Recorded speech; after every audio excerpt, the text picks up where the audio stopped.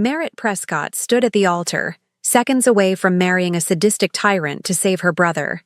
She had a scalpel hidden in her garter, ready to end it all before the honeymoon. But just as the vows began, the ceremonial doors didn't just open, they disintegrated. King Rourke, the ruthless alpha of all wolves, stormed in hunting an assassin. He wasn't there for a wedding, he was there for an execution. Until he caught a scent he recognized. The scent of the stranger who saved his life in the woods. He didn't object. He didn't ask. He marched up the aisle, ripped the bride from the tight grips of the arrogant beta, and claims her with a primal bite. The contract was void. The war had just begun. Chapter 1. The Price of a Life. The halogen bulb above the examination table flickered with a persistent, buzzing rhythm that would have driven a lesser medic to distraction, but Merritt Prescott barely heard it. Her focus was entirely on the jagged laceration tearing across the young miner's forearm. He hissed through his teeth as she poured a generic saline solution over the wound, the clear liquid washing away the grime of the coal pits to reveal the raw, red flesh beneath. Merritt didn't offer empty platitudes about the pain. She knew it hurt, and she knew he needed her to be efficient rather than sympathetic. She threaded the curved needle with a steady hand, her movements practiced and precise, born of necessity in a territory where real doctors were a luxury the working class couldn't afford. Ashen Vale wasn't just poor, it was forgotten, a gray smudge on the map of the werewolf kingdom where Hope went to die of exhaustion. "You're lucky, Jace," Merritt said, her voice calm as she pierced the tough skin to begin the suture. Another inch to the left, and the rock shard would have severed the radial artery. You'd have bled out before the foreman even got you to the surface. The boy, barely 18 and already sporting the hollow eyes of a veteran laborer, gritted his teeth and looked away from the needle. "Doesn't feel lucky, Merritt. Feels like I'm going to lose a week's pay while this heals. My old man is going to kill me." "He won't kill you. He needs your paycheck too much," Merritt replied, tying off the first stitch and moving to the next. She wasn't being cruel, just honest. Survival in Ashen Vale was a math equation, and variables like rest and recovery were rarely factored in. "I'm using the last of the bioglue to seal this after the stitches. It should cut the healing time in half, provided you don't shift. If you shift, you'll rip it open, and I'll have to charge you double to fix it. Do you understand?" Jace nodded, sweat beading on his forehead. Merritt finished the work quickly, bandaging the arm with efficient tight wraps. She wiped her hands on a rag, the smell of iron and rubbing alcohol clinging to her skin. It was the perfume of her life, sterile, sharp, and unrelenting. She sent Jace on his way with a packet of herbal painkillers she had ground herself, watching him disappear into the slate-gray twilight. She was tired, her bones aching with a weariness that went deeper than muscle. But there was no time to rest.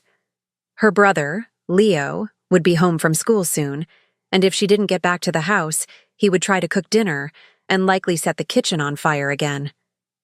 The walk home was a study in desolation. The houses in her sector were peeling and tired, their porches sagging like the shoulders of the wolves who lived inside them. But as Merritt turned the corner onto her street, the rhythm of her footsteps faltered. Parked in front of her family's modest weathering home was a vehicle that didn't belong. It was a sleek, armored SUV, its black paint gleaming with an arrogance that seemed to mock the potholed road beneath its tires. The windows were tinted darker than midnight, and the insignia on the grille wasn't from Ashen Vale. It was the crest of the neighboring territory, a stylized hawk clutching a serpent. Beta Fallon. A cold knot of dread tightened in Merritt's stomach. Beta Fallon was a name whispered in fear, a man known for predatory loans and a sadistic streak that he barely bothered to hide behind his political title. He was a tyrant who collected people like chess pieces. Merritt quickened her pace, her instincts screaming that a predator was in her den. She took the front steps two at a time and threw open the door, the hinges protesting with a rusty screech. The living room was suffocatingly warm. Her mother, Lydia, was perched on the edge of the worn sofa, her hands fluttering nervously in her lap like trapped birds. Her father, Magnus, stood by the unlit fireplace, his face the color of old ash, his shoulders hunched in a posture of utter defeat.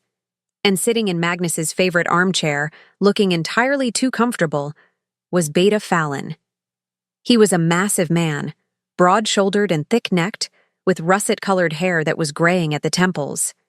He held a crystal tumbler of Magnus's best whiskey, swirling the amber liquid with a look of bored disdain. "Ah, the daughter returns," Fallon said, his voice a deep, gravelly rumble that vibrated through the floorboards. He didn't stand. He simply turned his gaze toward her, his eyes dark and assessing, stripping her down to her genetic value in a single glance. "Merritt, your father was just telling me about your little hobby, stitching up miners for spare change." Merritt didn't look at her parents. She kept her eyes locked on the intruder, her chin lifted. "It's not a hobby. It's a service. What are you doing here, Fallon? We paid the interest on the loan last week. I saw the receipt." Magnus made a choked sound in his throat, stepping forward with a trembling hand raised. "Merritt, please, watch your tone. The Beta is a guest." "I'm not a guest, Magnus. I'm an investor," Fallon corrected, taking a slow sip of the whiskey before setting the glass down on the stained coffee table. The sound of the glass hitting the wood echoed like a gunshot in the silent room. "And I'm afraid your daughter is misinformed. You paid the interest on the first loan. You haven't touched the principal on the second, third, or fourth consolidation. The compound interest has triggered a default clause."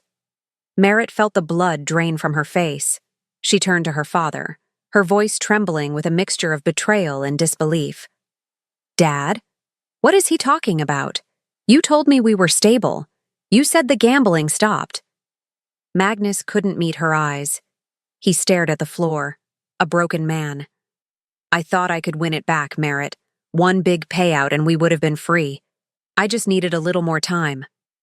50 million credits, Fallon said, dropping the number into the room like a bomb. "That is the current outstanding balance. Your father bet against the house, little wolf. And the house always wins. By law, I can seize all assets to cover the debt.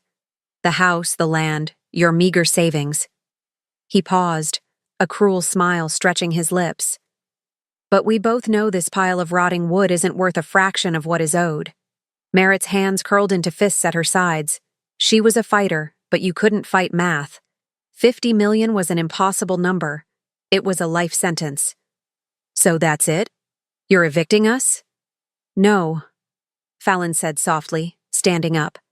He towered over the room, his presence sucking the oxygen out of the space. He walked toward her, and Merritt forced herself to hold her ground, even as her wolf bristled with revulsion. "I have no use for a homeless family. I have a different proposal. A settlement. I am looking for a wife, Merritt. My bloodline needs vitality. My previous attempts to breed an heir have been disappointing. You, however, have impeccable genetics. Strong, resilient, intelligent. A rare combination in a place like this." Merritt felt bile rise in her throat. He was talking about her like she was a prize mare at an auction. "I'm not for sale." "Everything is for sale," Fallon countered, his voice dropping to a dangerous whisper. "It's just a matter of currency. You see, if you refuse, I won't just take the house. I will invoke the Conscription Act. Your brother Leo, he turns 18 next month, doesn't he?" The mention of Leo shattered Merritt's composure. "Don't you dare." "The border wars are messy right now," Fallon continued, examining his fingernails as if discussing the weather. "New insurgents, chemical weapons. The survival rate for new infantry is discouragingly low, maybe 20%. If I call in the debt, your father goes to debtor's prison, and Leo gets a rifle and a one-way ticket to the front lines. He'll be dead within a week." Lydia sobbed aloud, burying her face in her hands. Magnus looked like he was going to vomit. Merritt felt the world tilting on its axis. Leo was the only bright thing in her life. He was soft-hearted, brilliant, and utterly unsuited for war. He wouldn't last a day. Fallon wasn't just threatening her, he was holding a gun to her brother's head. Merritt took a breath, forcing the panic down, locking it away in a steel box in her mind. She looked at her parents. Useless, broken, compromised. It was up to her. It had always been up to her. She looked back at Fallon, her expression hardening into a mask of cold resolve. "If I agree," Merritt said, her voice devoid of emotion, "the debt is wiped clean, entirely. And Leo doesn't go to the front. He goes to the university in the capital. You pay his tuition, and he is exempt from any draft in your territory." Fallon's eyes glinted with triumph, but also a flicker of surprise at her negotiation. He stepped closer, invading her personal space, smelling of expensive cologne and rot. "You drive a hard bargain for someone with no leverage, but I accept. He goes to school. You come to my bed. A fair trade." "I want it in writing," Merritt snapped. "A binding contract, signed tonight, or there is no wedding." "Very well," Fallon said, reaching into his jacket pocket to withdraw a folded document. He had come prepared. He knew she would say yes. He laid it on the table next to the whiskey. "Sign it, and your brother lives the life of a scholar. Refuse, and he dies in the mud." Merritt walked to the table. She picked up the pen, her hand hesitating for only a fraction of a second. She thought of Leo's laugh, of his dreams of becoming an architect. She pressed the pen to the paper and scrawled her name, signing away her freedom, her body, and her future in black ink. Fallon picked up the paper, blowing on the wet ink with a satisfied smirk. He walked to the door, pausing with his hand on the latch. He looked back at her, his gaze raking over her body with a possessiveness that made her skin crawl. 2 weeks, Merritt," Fallon said, his voice low and heavy with a dark promise. "Prepare yourself. Once that ring is on your finger, you belong to me completely. Do not think about running. I will find you, and I will make you watch as I dismantle everything you tried to save." He stepped out into the night, the door clicking shut behind him, leaving Merritt standing in the silence of her souled life, the sound of her mother's weeping the only eulogy for her freedom. Chapter 2. The Forbidden Woods. The walls of the Prescott home felt like they were closing in, shrinking with every hour that ticked closer to the deadline. Merritt could hear her mother in the kitchen, aggressively scrubbing dishes as if she could wash away the debt with soap and hot water, while her father sat in the study, staring blankly at a muted television screen. The air in the house was stale, recycled through lungs heavy with regret and fear, and Merritt knew that if she stayed inside for another minute, she would scream. She grabbed her worn canvas pack, checking the contents, a basic first aid kit, a skinning knife, and a coil of rope, before slipping out the back door. She needed to breathe. She needed to remember that she was still a predator, even if she had just signed herself away as prey. She headed for the tree line that marked the boundary of the Forbidden Woods. It was neutral territory, a sprawling expanse of dense forest that separated Ashen Vale from the wealthier districts. Most wolves avoided it, fearing the rogue packs and the untamed wildlife, but for Merritt, it was a sanctuary. Here, status didn't matter. Debt didn't matter. The only law in the woods was survival of the fittest, and Merritt was very fit. She moved through the underbrush with a silent, fluid grace, her boots finding purchase on the mossy roots without snapping a twig. She wasn't shifting today. She needed the tactile grounding of her human form, the burn of exertion in her legs as she climbed the ridge. She had been tracking a large buck for the better part of an hour, intending to bring fresh meat home for Leo's farewell dinner, when the scent hit her. It wasn't the musk of a deer or the damp rot of the forest floor. It was something metallic, sharp, and acrid. It smelled like a chemical fire doused in copper. Merritt froze, her hand instinctively going to the knife at her belt. The wind shifted, carrying the scent again, stronger this time, accompanied by the heavy, rhythmic drag of something massive pulling itself through the fern beds. This wasn't a hunt anymore. It was an investigation. She abandoned the deer trail, following the disturbance in the leaves. The vegetation here was crushed, flattened by a weight that suggested a bear or a massive boar, but the blood spatter on the leaves told a different story. The blood was too dark, almost black in the failing light, and it didn't smell like iron. It smelled like bitter almonds and synthesized death. Merritt crouched low, creeping forward until she reached a small clearing beneath a canopy of ancient oaks. There, collapsed against the gnarled roots of a tree, was the largest wolf she had ever seen, He was a monster of a creature, his fur the color of midnight, absorbing the shadows around him. He was easily twice the size of an average alpha, his chest rising and falling in shallow, ragged gasps that rattled in his throat. But he wasn't moving. His limbs were splayed at unnatural angles, twitching with microscopic tremors that signaled a catastrophic failure of the nervous system. Merritt approached slowly, her heart hammering against her ribs, but the wolf didn't react. He didn't growl. He didn't bare his teeth. He couldn't. Merritt knelt beside the massive head, her medical training overriding her fear. She reached out, her fingers brushing the coarse fur near his neck, and pulled back his eyelid. The pupil was blown wide, swallowing the iris, but she caught a flash of amber fire. He was conscious. He was locked inside a dying body, fully aware of his helplessness. She pressed her hand to his flank, feeling the erratic, thudding beat of his heart. It was fighting a losing battle against a toxin she recognized with a jolt of horror. The paralysis, the tremors, the almond scent. It was nightshade. Not the plant, but the weaponized synthetic derivative that was rumored to be used by Black Ops assassination squads. "You're in trouble, big guy," Merritt whispered, her voice steady despite the adrenaline flooding her veins. She looked around the clearing, scanning for pursuers. Whoever had done this hadn't finished the job, which meant they were likely still tracking him. "If you stay here, you're dead. If I leave you, you're dead. And you are far too heavy for me to carry." The wolf let out a low, pained whine, a sound that vibrated through Merritt's hand. It wasn't a plea for mercy. It was a sound of frustration.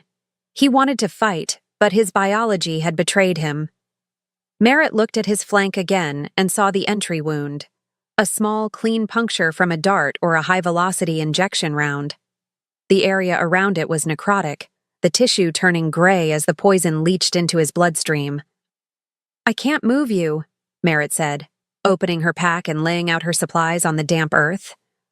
"So we're going to have to do this here. I don't have the specific antidote for military-grade nightshade, but I can synthesize a chelating agent to bind the toxin and buy you time. It's going to hurt. A lot.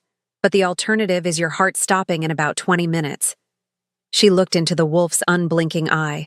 There was intelligence there, a terrifying depth of awareness. He held her gaze, and for a second, the forest went silent. Merritt felt a strange pull in her chest, a magnetic snap that she chalked up to the intensity of the moment. She uncapped a vial of rubbing alcohol and pulled out her scalpel. "Don't bite me," she muttered, positioning the blade over the wound. "I'm the only thing standing between you and the Reaper." Chapter 3. The Midnight Patient. The forest had plunged into true darkness, the canopy blocking out the stars, leaving Merritt to work by the narrow beam of her tactical flashlight clamped between her teeth. The surgery was brutal and messy. She had to cut away the necrotic tissue around the injection site to stop the continuous leaching of the poison, her hands slick with the wolf's blood as she worked. He hadn't made a sound when she sliced into him, a testament to either his discipline or the overwhelming paralysis, but she could feel the heat radiating off his body, a fever spiking as his immune system went to war. Merritt worked with a focus that blurred the edges of the world. She ground up charcoal tablets and mixed them with a saline solution and a potent astringent herb she had gathered earlier, creating a thick black paste. It was primitive, battlefield medicine, but it was all she had. She packed the wound with the mixture, hoping the charcoal would absorb the residual toxin before it hit his major organs. "Stay with me," she commanded, her voice muffled by the flashlight. She checked his vitals again. His heart rate was still erratic, but the tremors had subsided slightly. "I need you to metabolize this. You have to push it out. If you give up now, I went through all this trouble for nothing." She pulled a syringe from her kit, filled with a generic stimulant she kept for emergencies. It wasn't much, but it might jumpstart his system. She found a vein in his foreleg, tapping the massive limb to bring the vessel to the surface, and injected the fluid. The wolf's body seized, a violent convulsion that nearly knocked Merritt backward. She threw her weight across his shoulders, holding him down as he thrashed against the paralysis. Easy, she hissed, smoothing his fur with long, firm strokes. It's just the adrenaline. Let it work. Slowly, the thrashing ceased, replaced by deep, shuddering breaths. The wolf turned his head, movement finally, and looked at her. In the harsh LED light, his eyes were pools of molten gold, burning with a mixture of agony and curiosity. He lifted his head inches off the ground and nudged her hand with his wet nose. The contact sent a shockwave through Merritt's arm that had nothing to do with static electricity. It was a biological recognition, a deep, resonant hum in her marrow that made her breath hitch. Her wolf stirred beneath her skin, whining in confusion. Mate? Merritt shoved the thought down violently. She was exhausted, stressed, and engaged to a tyrant. She was hallucinating. She pulled her hand away, wiping the blood on her pants. Don't get sentimental. I'm just doing my job. She sat back against the tree trunk, exhausted. She couldn't leave him. If the assassins came back, he was a sitting duck. She cleaned her scalpel and sheathed it, then pulled the heavy skinning knife from her belt. She settled in for the long haul, her back pressed against the wolf's massive flank for warmth. It was a dangerous intimacy, sleeping with an alpha she didn't know, but out here, he was the safest thing around. Hours passed in the silence of the woods. The wolf's breathing evened out, becoming a rhythmic lullaby that fought against Merritt's vigilance. At one point, he shifted, curling his massive body around her in a protective semicircle, effectively shielding her from the wind. His heat was immense, a furnace against the chill of the night. Merritt found her hand resting on his fur again, her fingers buried in the thick, coarse coat. He felt solid, unbreakable. For the first time in weeks, the crushing weight of her family's debt felt distant. Here, in the dark, she wasn't a commodity to be sold. She was just a girl keeping death at bay. You better be worth it, she whispered into the darkness, her eyelids heavy. Whoever you are, you better survive this. The wolf didn't answer, but she felt a low rumble in his chest, a vibration that felt suspiciously like a purr. Merritt let her head drop back against the tree, the knife loose in her grip, and allowed herself to drift into a shallow, uneasy sleep, guarded by the monster she had saved. Chapter 4. The Ghost in the Morning. Merritt woke with a gasp, her body jerking into wakefulness as the morning sun pierced through the leaves, blinding her. She reached for the knife, slashing at the empty air before her brain caught up with her reflexes. She froze, blinking against the light. She was alone. The clearing was empty. The massive black wolf was gone. Merritt scrambled to her feet, her joints stiff from the cold ground. She spun in a circle, scanning the tree line. Hello? Big guy? Silence answered her, save for the mocking call of a crow. She looked down at the ground where he had lain. The earth was churned up, the moss torn by claws that had found purchase again. A pile of bloody, charcoal-soaked bandages lay in a neat pile near the roots of the oak tree. He hadn't been dragged away. He had walked. He had recovered enough to stand, to move, and to leave her without a backward glance. A sharp pang of disappointment pierced her chest, sharper than she expected. She felt foolish. She had risked her life, used her precious supplies, and slept curled up against a stranger. And he hadn't even waited to verify she was safe before vanishing. It was a stark reminder of how the world worked. The strong took what they needed and left the weak behind. The connection she had felt, the hum in her blood, was just a delusion born of stress and proximity. Fine, Merritt muttered, kicking dirt over the bloody bandages to hide the evidence. Be that way. You're welcome. She gathered her pack, checking the contents. He hadn't touched anything. Her knife, her remaining supplies, it was all there. She shouldered the bag and began the long trek back to Ashen Vale, her mood darkening with every step. The freedom of the woods evaporated as the chimney smoke of the settlement came into view. The reality of her life was waiting for her like a physical blow. 2 weeks. She had 2 weeks left. The time passed in a blur of misery. Merritt moved through the days like a ghost in her own life. She worked double shifts at the clinic, hoarding credits she would never get to spend, giving them to Leo for his travel fund. She avoided her father, whose shame made him unable to look her in the eye, and she tolerated her mother's frantic energy. Lydia Prescott had turned the wedding into a distraction, obsessing over flower arrangements and table settings, as if a nice centerpiece could disguise the fact that she was selling her daughter to a monster. On the night before the wedding, the house was quiet. Leo had already packed his bags. He was leaving for the capital immediately after the ceremony. Merritt sat in her room, staring at the dress hanging on the back of her door.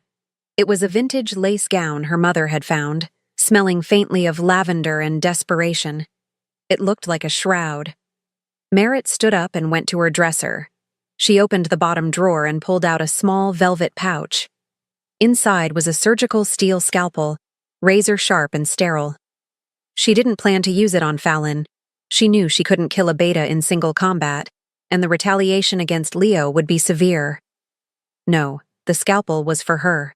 It was her exit strategy. If Fallon tried to break her mind, if he tried to turn her into a hollow shell, she would bleed out on his expensive sheets before she let him take her soul. She lifted the hem of the wedding dress and found the thick band of the lace garter. She carefully slipped the scalpel into the hidden pocket she had sewn into the fabric. It sat against her thigh, cold and reassuring. "Merritt?" She jumped, turning to see Leo standing in the doorway. He looked young, terrifyingly young, his eyes red-rimmed. Are you really going to do this?" Merritt forced a smile, walking over to hug him. She held him tight, memorizing the smell of his soap, the feel of his bony shoulders. "It's going to be fine, Leo. Fallon is rich. I'll be living in a mansion. You just focus on your grades. Make me proud." "I hate him," Leo whispered into her shoulder. "I hate Dad for doing this." "Don't hate," Merritt said fiercely, pulling back to look at him. "Hate makes you sloppy. You just survive. You become the best architect the capital has ever seen, and one day, you come back and buy this whole damn town. Okay?" Leo nodded, tears spilling over. Merritt wiped them away with her thumb. She couldn't afford to cry. She had to be stone. Tomorrow she was walking to her execution, and she intended to do it with her head held high. Chapter 5. The Walk to the Slaughter. The morning of the wedding was gray and oppressive, the sky hanging low over Ashen Vale like a bruised eyelid. The air was thick with humidity, threatening a storm that refused to break. Merritt sat in the back of the rented town car, her hands folded in her lap, staring out the window at the passing decay of her hometown. The lace of her dress was scratchy, digging into her skin, and the corset was laced tight enough to restrict her breathing. But the physical discomfort was a grounding distraction from the panic fluttering in her chest. Beside her, her father was silent. Magnus looked 10 years older than he had a month ago. He wore a tuxedo that had seen better days, smelling of mothballs and stale whiskey. He reached out once to pat her hand, but Merritt pulled away before he could make contact.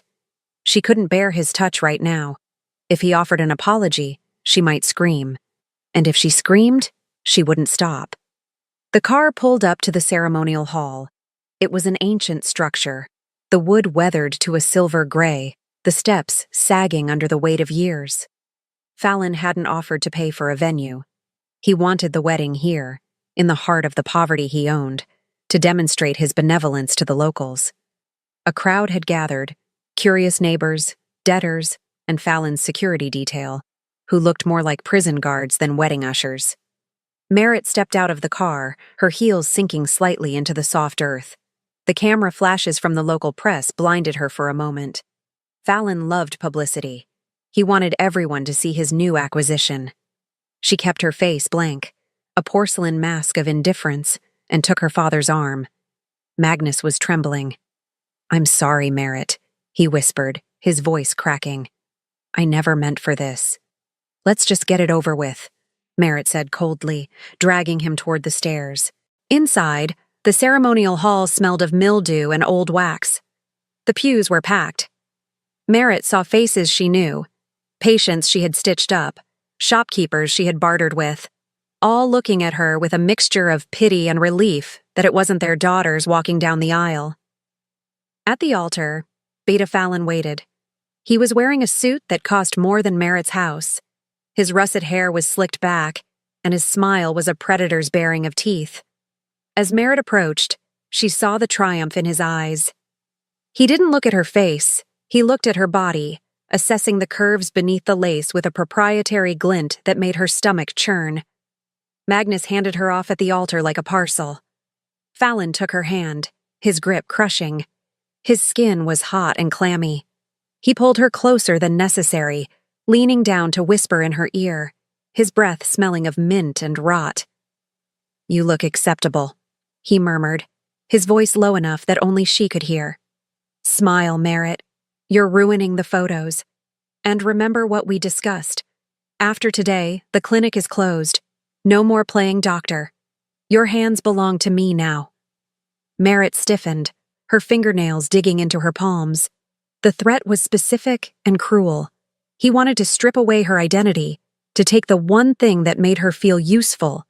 She looked up at him, her eyes burning with hatred so pure it felt like a physical weapon. "My hands," she whispered back, "know exactly where the carotid artery is, Fallon. Remember that when you sleep." Fallon's smile faltered for a second, replaced by a flash of anger, but he smoothed it over as Elder Dorian stepped up to the podium. The microphone screeched, and the ceremony began. Merritt tuned out the words, focusing on the scalpel against her thigh. "Just get through the vows. Just get Leo out." "Do you, Merritt Prescott," Dorian droned. "Come here of your own free will?" The silence stretched. Merritt looked at Leo in the front row. He was crying silently. She took a breath, the air tasting of dust and despair. "I do," she lied. The doors behind them rattled, the wood groaning under a sudden, immense pressure. The air in the ceremonial hall shifted, the barometric pressure dropping instantly as if a hurricane had just materialized in the vestibule. Fallon looked up, annoyed. Merritt turned her head, her heart skipping a beat.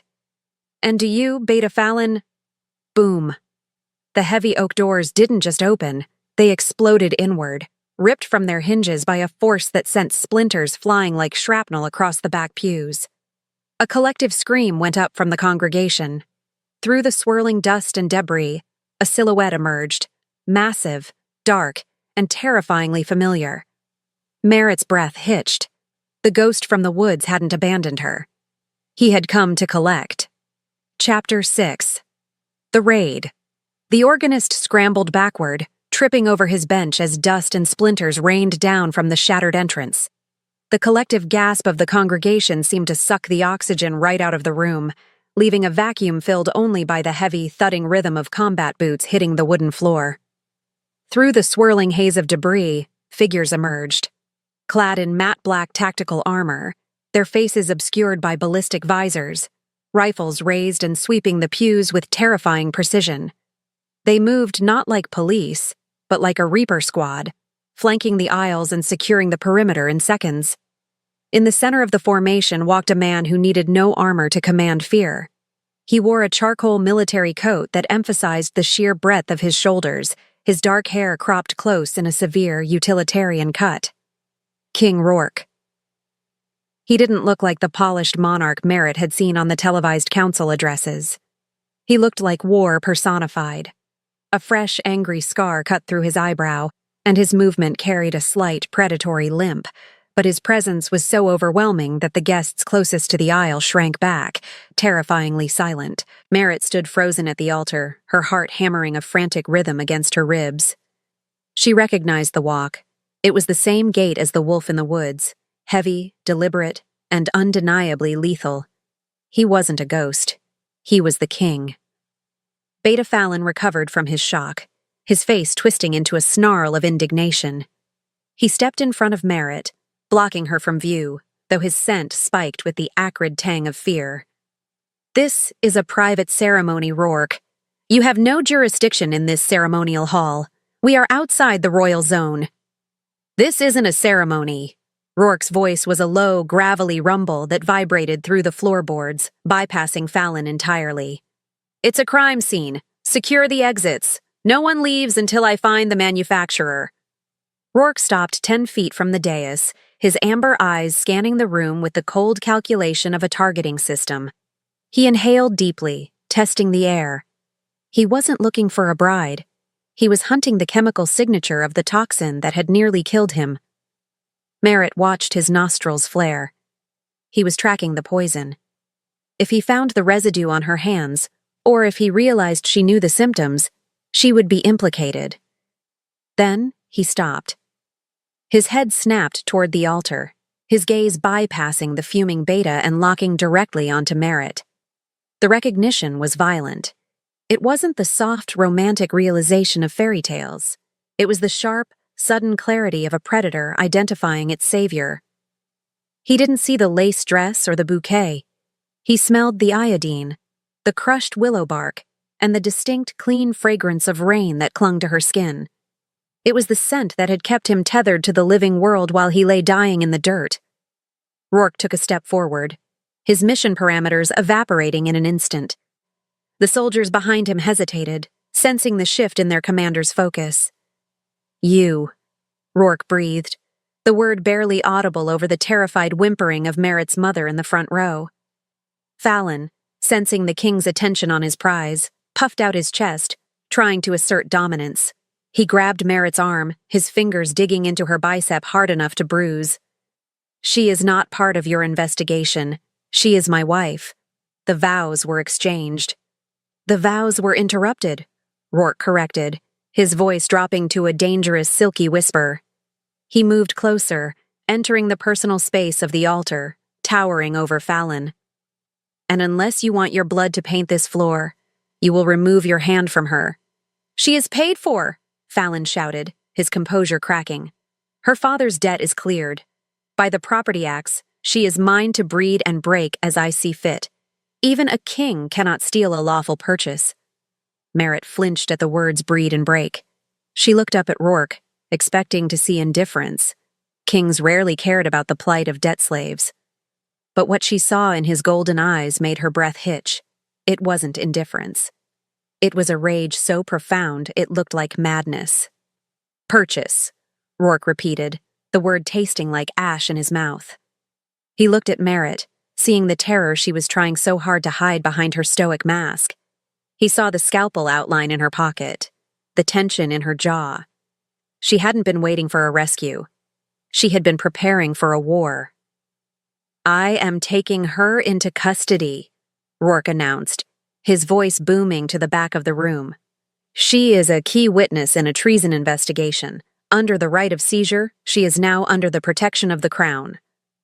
Fallon laughed, a desperate, high-pitched sound. "A witness? She's a country doctor. She knows nothing. You just want her because she's rare. You're a thief, Rourke." "I am the Alpha," Rourke snarled, his control snapping. "And I don't steal, I claim." He moved faster than Merritt could follow. One moment he was standing still, and the next, he had vaulted the low railing. He didn't strike Fallon. He simply shoved him aside with a negligent backhand that sent the Beta crashing into the podium. Wood splintered, and the microphone screeched a dying feedback loop. Rourke stood before Merritt, the violence in his eyes softening for a fraction of a second as he looked down at her. "I told you I'd pay my debt," he murmured, his voice rough. "I didn't ask for this," Merritt whispered, trembling. "You saved a wolf," Rourke replied, reaching out to touch her cheek. "You got a king." Chapter 7. The Claiming. The shock of Rourke's skin against hers was electric. It wasn't just warmth. It was a biological imperative, a current that snapped through Merritt's nervous system and made her knees buckle. He caught her effortlessly, his arm wrapping around her waist like an iron band. The contact triggered a roar of possessiveness from the crowd. Fallon's men were rising from the pews, hands going to their holsters, but Rourke's guard raised their rifles, the red laser dots dancing across the chests of the guests. The standoff was precarious, a single twitch away from a massacre. Fallon scrambled up from the debris of the podium, blood trickling from his lip. "You cannot take her without a trial. The council will strip you of your title for this.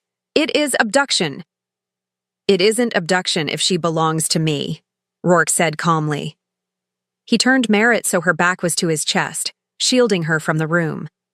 He swept her heavy hair aside, exposing the curve of her neck and the sensitive mating gland that lay beneath the skin. Merritt gasped, realizing what he intended. The mating mark wasn't just a symbol. It was a biological override. It changed a wolf's pheromones, rewiring their chemical signature to match their mate. It was permanent. It was absolute. "Rourke, wait," Merritt stammered, her hands clutching at his coat. "You don't have to—" "It's the only way to void the contract," Rourke whispered against her ear, his breath hot. "If I mark you, his claim is legally and physically null. He can't touch you without getting sick. Trust me." He didn't wait for her consent. He couldn't afford to. He leaned down and sank his teeth into the junction of her shoulder and neck. Pain flared, sharp and stinging, but it was immediately swallowed by a rush of endorphins so potent the world went white. Merritt cried out, her head falling back against his shoulder. It felt like liquid gold was being poured into her veins, burning away the fear and the cold. Her wolf surged to the surface, howling in recognition. The bond snapped into place, a tether of steel connecting her mind to his.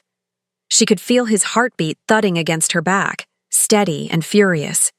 She could smell him, not just the surface scent, but the deep underlying musk of the alpha. Rourke pulled back slowly, licking the single drop of blood from the puncture wound to seal it. He lifted his head, his eyes glowing with a terrifying luminescence. The scent in the room changed instantly. The smell of mildew and dust was obliterated by the heavy, oppressive aroma of a mated alpha, burnt cedar, rain, and raw power. It rolled over the congregation like a physical wave, forcing the lower-ranking wolves to bare their necks in submission. "She is marked," Rourke announced, his voice shaking the dust from the rafters. "She is the queen of the ironclad. Any debt she held is now royal debt, and I declare it paid. Any man who touches her touches the crown." He looked at Fallon, who was staring in horror at the fresh, silvering bite mark on Merritt's neck. The beta looked ill, his face turning a sickly shade of green as the new pheromones hit him, repelling him biologically from the woman he had tried to own. "You wanted a breeder, Fallon," Rourke spat. "Instead, you tried to steal my mate. Consider this your only warning. If you approach her again, I will dismantle your pack brick by brick." Rourke didn't wait for a response. He scooped Merritt up into his arms, lifting her high against his chest. She instinctively wrapped her arms around his neck, burying her face in his coat to hide from the flashing cameras and the stunned stares of her parents. "Move out," Rourke ordered his team. "We're done here." As they strode down the aisle, the guests parted like the Red Sea. Merritt risked a glance over Rourke's shoulder. She saw Leo standing by the exit, his eyes wide, his mouth hanging open. He wasn't looking at her with fear anymore. He was looking at her with awe. And behind him, her father sat with his head in his hands, weeping, though whether it was from relief or shame, Merritt couldn't tell. The cool air outside hit her face as Rourke carried her down the crumbling steps to a waiting armored transport. He didn't set her down until they were inside the vehicle, the heavy doors slamming shut and sealing them in a quiet steel cocoon. The engine roared to life, putting miles between Merritt and the life she had just escaped. Chapter 8. Ironclad. The journey to the capital was a blur of exhaustion and adrenaline crash. Merritt had passed out somewhere on the highway, her body overwhelmed by the metabolic shift of the marking. When she opened her eyes, the vibration of the road was gone. She was lying in a bed that felt like a cloud, surrounded by the soft hum of high-end climate control. She sat up, gasping. The room was cavernous, a masterpiece of brutalist architecture softened by luxury. Floor-to-ceiling glass walls offered a panoramic view of the ironclad territory, a sprawling metropolis of steel and light that made Ashen Vale look like a graveyard. Hover trains zipped between spires, and the sky was choked with industrial smog that glowed purple in the city lights. She looked down at herself. The wedding dress was gone. She was wearing a soft, oversized gray t-shirt and loose sleep shorts.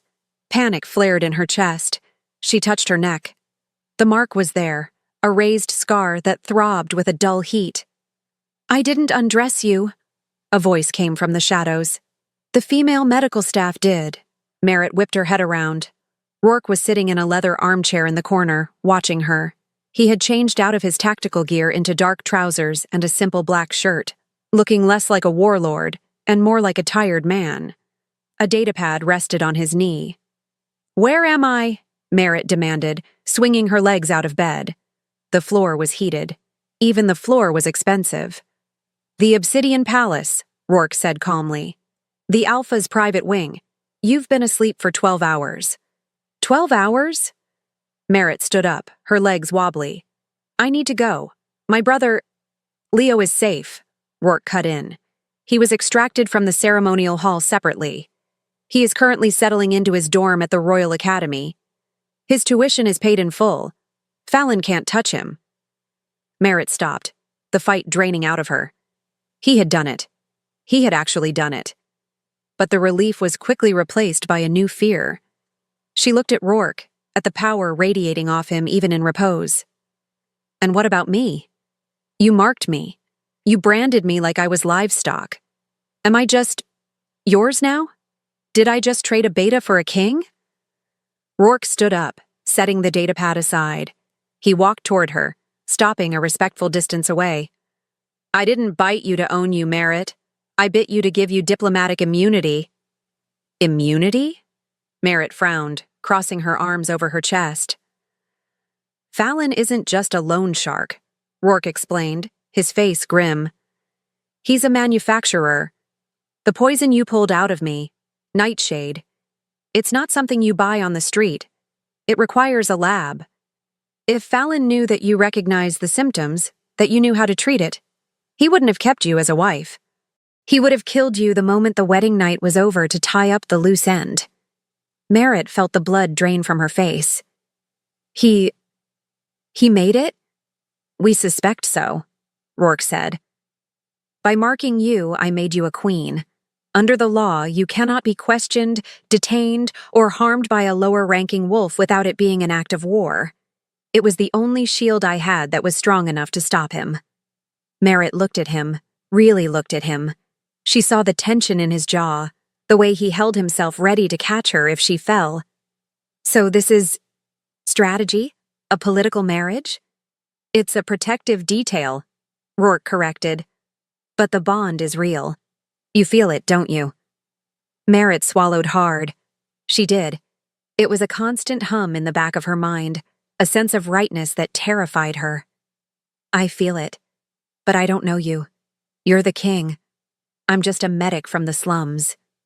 "You're the woman who saved my life when I was nothing but a dying animal," Rourke said softly. "That makes you more than a medic. It makes you an equal." He turned and walked to the door, pausing with his hand on the biometric scanner. "Rest. There are clothes in the closet. When you're ready, come down to the dining hall. We have work to do. Fallon won't take this lying down." The door hissed shut behind him, leaving Merritt alone in the golden cage, touching the mark on her neck and wondering if she was strong enough to survive the man who had put it there. Chapter 9. The Golden Cage. By the afternoon, the silence of the suite was maddening. Merritt had paced the perimeter of the room 40 times. She had showered, scrubbing the scent of the ceremonial hall from her skin, but she couldn't scrub away the scent of Rourke. It was embedded in her now. She dressed in the most practical thing she could find in the walk-in closet, a pair of black cargo pants and a fitted thermal top that looked like training gear. She refused to wear the silk dresses. She wasn't a doll. She slipped out of the suite, half expecting guards to stop her, but the hallway was empty. The palace was a labyrinth of cold stone and glass, silent and imposing. She followed the signs, avoiding the public areas, until the smell of antiseptic drew her like a beacon. The Royal Infirmary. She pushed through the double doors and stopped. It was like stepping into a sci-fi movie. Floating holoscreens displayed vitals, and droids whirred across the pristine white floors. But despite the tech, the air was thick with panic. A cluster of doctors in starched white coats were gathered around a biobed where a young guard was thrashing violently, restrained by magnetic cuffs. "Hold him down," shouted a balding man with a flushed face. Dr. Eris, the head physician. His heart rate is spiking. Administer the sedative. No! Merritt shouted, the word tearing out of her before she could think. The room froze. Dr. Eris spun around, glaring at her. Who are you? This is a restricted area. Security! Merritt ignored him, marching to the bed. She looked at the guard's face. His lips were blue, his eyes rolling back, and froth was gathering at the corners of his mouth. She leaned in, sniffing the air near his neck. It smelled faint, like bitter almonds and burning plastic. It's not a seizure, Merritt snapped. Look at the localized rash on his neck, and the smell.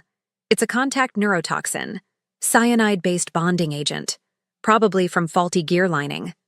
Don't be ridiculous, Eris scoffed, puffing up his chest. I am the royal physician. I know a seizure when I see one. Nurse, the sedative. If you sedate him, you'll suppress his respiratory drive and kill him, Merritt said, her voice dropping to a lethal calm. She shoved Eris aside. He stumbled back, shocked by her strength, and grabbed a localized distinct injector from the emergency crash cart. He needs hydroxycobalamin. Now. Do not let her touch him, Eris screamed. But the nurses hesitated. They saw the mark on Merritt's neck. They smelled the Alpha King on her. Fear of Rourke outweighed fear of the doctor. Merritt didn't wait.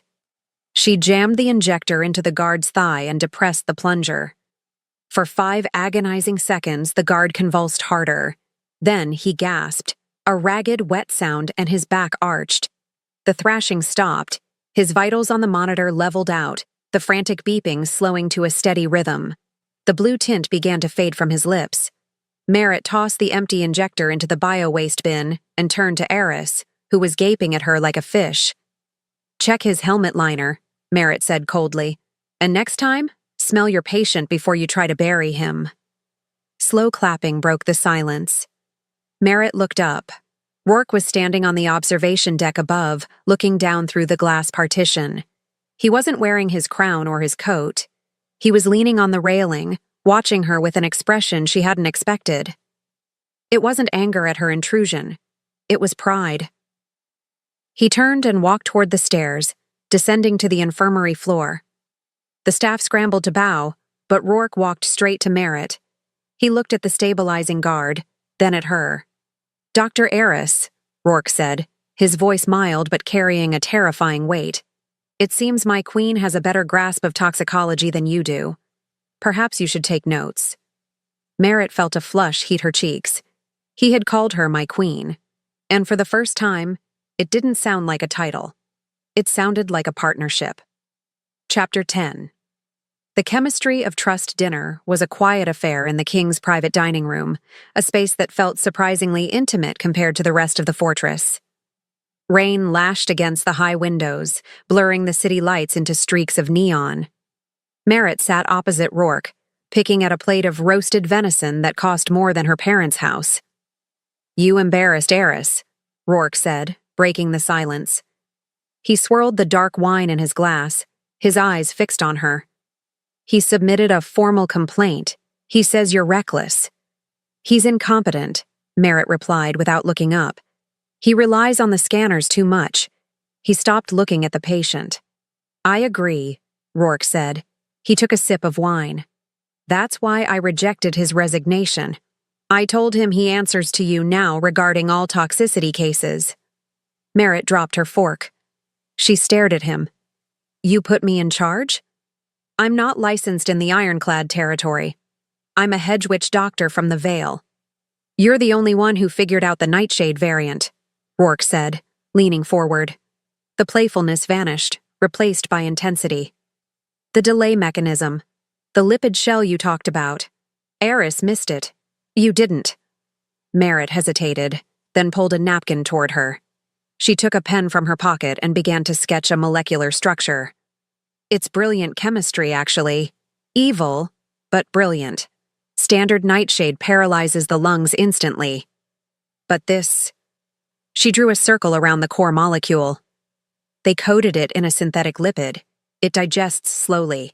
It means the poison doesn't hit the bloodstream until hours after injection. That's why you made it to the woods. They wanted you to die away from the palace. Why? Rourke asked. watching her hand move. To prevent an autopsy, Merritt explained. If you die in the wild, scavengers eat the evidence. Or the lipid breaks down completely, leaving no trace. It looks like a heart attack. Rourke was silent for a long moment. Fallon isn't smart enough to invent this. He's a thug. He's a financier, Merritt corrected. He bought the recipe, or he hired someone. But the manufacturing, that requires a massive facility. Ventilation, cooling vats. You can't do this in a basement. We've scanned his territory, Rourke said, frustrated. Satellites show nothing. Just old mines. Mines, Merritt whispered, her eyes widening. Underground. Rourke, the ventilation wouldn't go up. It would go into the earth filters. That's why you can't see the heat signature. The realization hung between them. They weren't just a king and a consort anymore. They were a tactician and a scientist, putting the pieces of the puzzle together. Merritt felt a thrill that had nothing to do with the bond. She was useful here. She was dangerous. Rourke looked at her, and the respect in his eyes was heady. He reached across the table, his fingers brushing hers. We need to prove it. If we can find the site. A blaring siren cut him off. The room was bathed in sudden, pulsing red light. The security lockdown alarm. Rourke was on his feet instantly, his chair scraping back. He tapped his comms bead. Report. Perimeter breach at the main gate. The guard's voice crackled, sounding strained. Sir, it's Beta Fallon. He's back. Merritt stood up, her heart plummeting. He can't be. You exiled him. He's not attacking, the guard continued. He's surrendering. He says he has evidence. He says he has proof that Queen Merritt is the one who poisoned you. Rourke looked at Merritt, his face a mask of stone. Stay here. No, Merritt said, walking around the table to stand beside him. She checked the knife she had strapped to her thigh under the cargo pants. He's coming for me. I'm not hiding in the bedroom while you fight my battles. Rourke studied her for a second, then nodded. Then stay close. And don't say a word unless I tell you to. They walked out of the room together, into the storm that was waiting at the gates. Chapter 11. The Arrival of the Enemy. The main doors to the Obsidian Palace were designed to withstand a siege, reinforced with blast-proof alloys and biometric locks that required a genetic match to open. Yet, when the security override codes were inputted by the High Council, those massive barriers slid open with a terrifyingly smooth hiss. Merritt stood beside Rourke in the grand foyer, her hand hovering near the knife concealed beneath her cargo pants, her heart hammering a frantic rhythm against her ribs. She expected an army. She expected gunfire. But what walked through the doors was far more dangerous than a battalion of soldiers. Beta Fallon entered first, flanked not by warriors, but by a phalanx of lawyers in sharp suits and Elder Dorian, who clutched a leather briefcase to his chest like a shield. Fallon looked immaculate. His suit was tailored, his hair perfectly coiffed, and the bruise on his jaw from Rourke's strike at the wedding had been covered with expensive concealer. He didn't look like a man who had been exiled. He looked like a man who owned the building. Behind him, the High Council members, 5 ancient wolves draped in ceremonial robes, shuffled in with grim expressions. They were the legislative branch of the Ironclad, the only power that could theoretically check the king's authority. Rourke stepped forward, his body acting as a physical shield between Merritt and the intruders. His growl was low and vibrated through the marble floor, a sound of pure warning that made the lawyers flinch. I exiled you, Fallon. Your presence here is a capital offense. Give me one reason why I shouldn't execute you where you stand.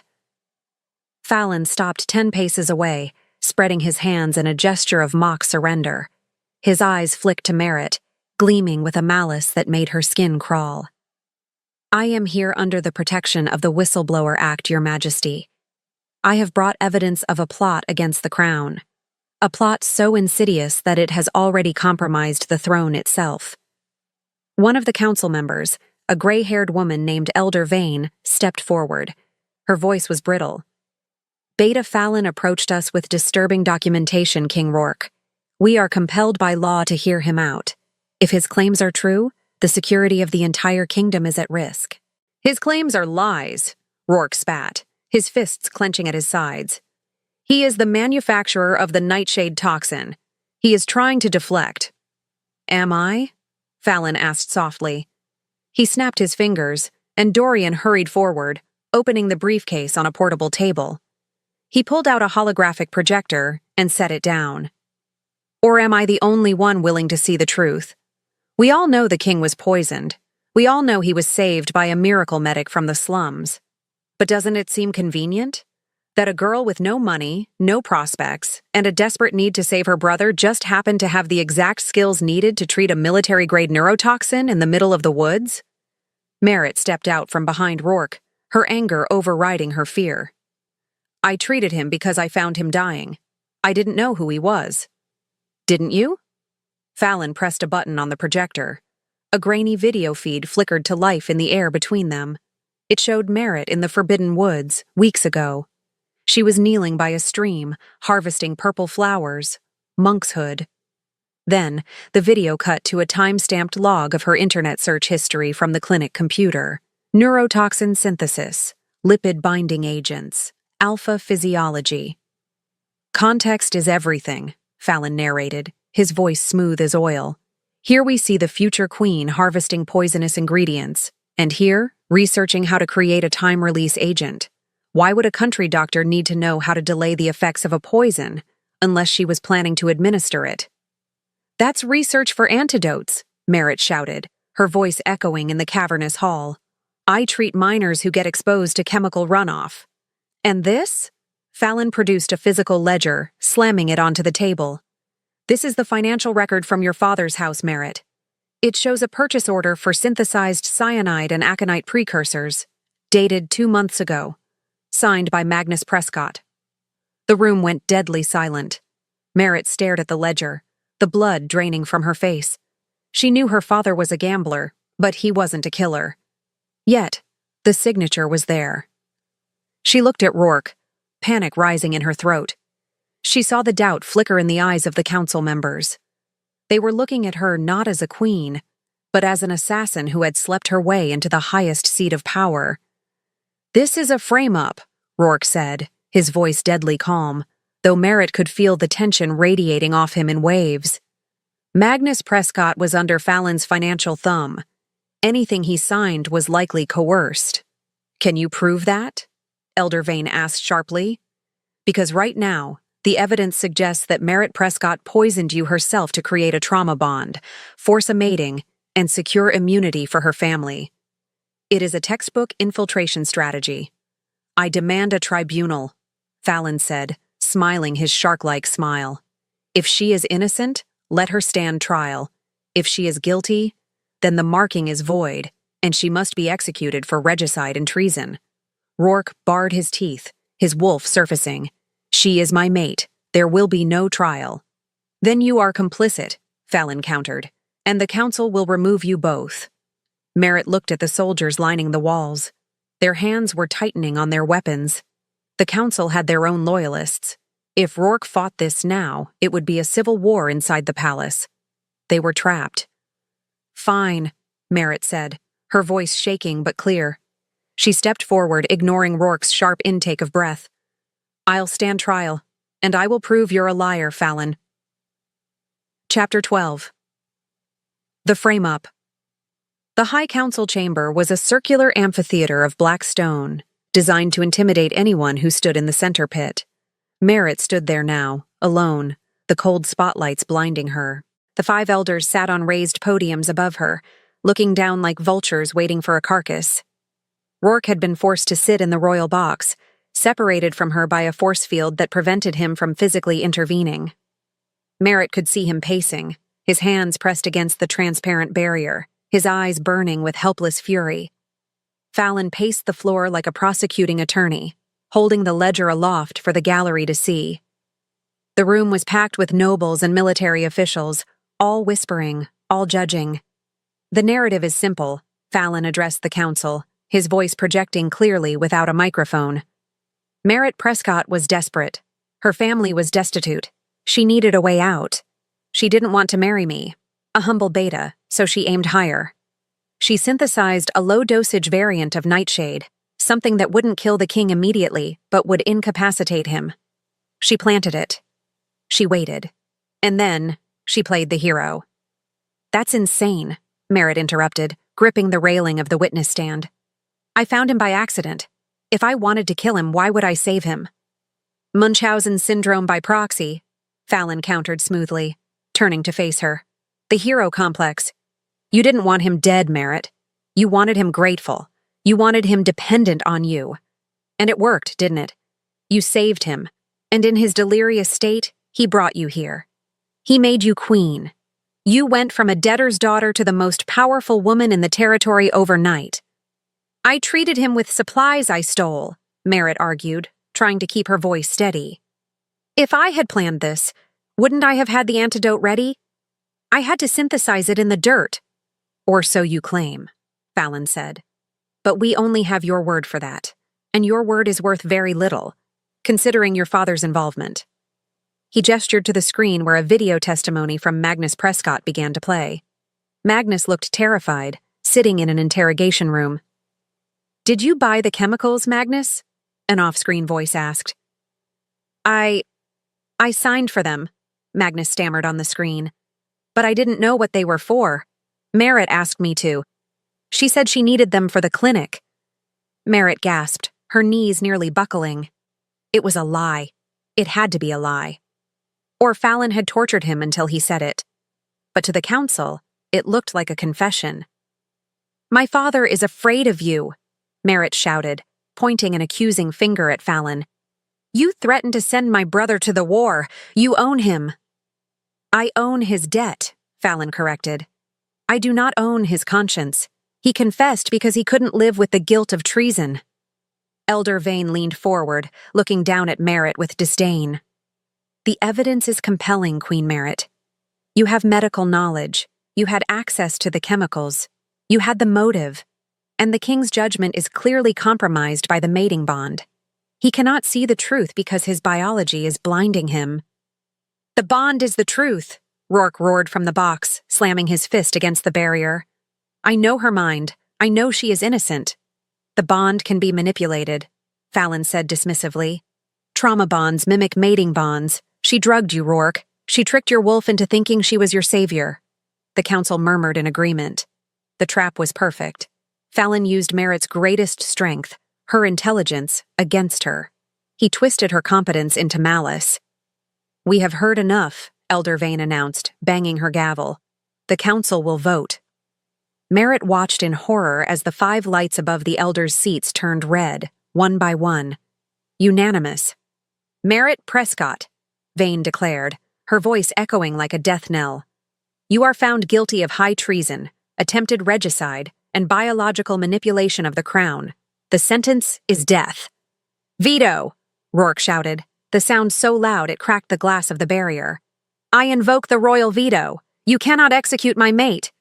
"We can if the mating is fraudulent," Vane shot back. "But, to avoid a civil war, we will grant a stay of execution pending a full biological review. Until then, she is to be remanded to the Silver Cells. Solitary confinement. No contact." "You can't do this," Merritt whispered, looking at Fallon. He was smiling. He had won. He hadn't just framed her. He had isolated her. "Take her away," Vane ordered. Guards, not Rourke's men, but council security, swarmed the pit. They grabbed Merritt's arms. She didn't fight. She looked up at Rourke one last time. He wasn't raging anymore. He was staring at her with a terrifying, cold resolve. He was planning, and she had to stay alive long enough for him to act. Chapter 13. The Silver Cells. The Silver Cells were not designed for comfort. They were designed to break the spirit of alpha-class criminals. Located deep beneath the palace foundation, the walls were lined with a silver alloy mesh that dampened werewolf abilities. The moment the heavy steel door slammed shut, sealing Merritt inside, she felt the connection to her wolf sever. It was like going blind and deaf at the same time. The hum of the bond, the constant reassuring presence of Rourke in the back of her mind, vanished into static. Merritt sank onto the cold cot, wrapping her arms around herself. The silence was absolute. No heartbeat, no distant thoughts, just the damp drip of condensation and her own jagged breathing. She was alone in a way she hadn't been since the woods. Hours passed, or maybe days. There were no windows, only a harsh strip of light that never flickered.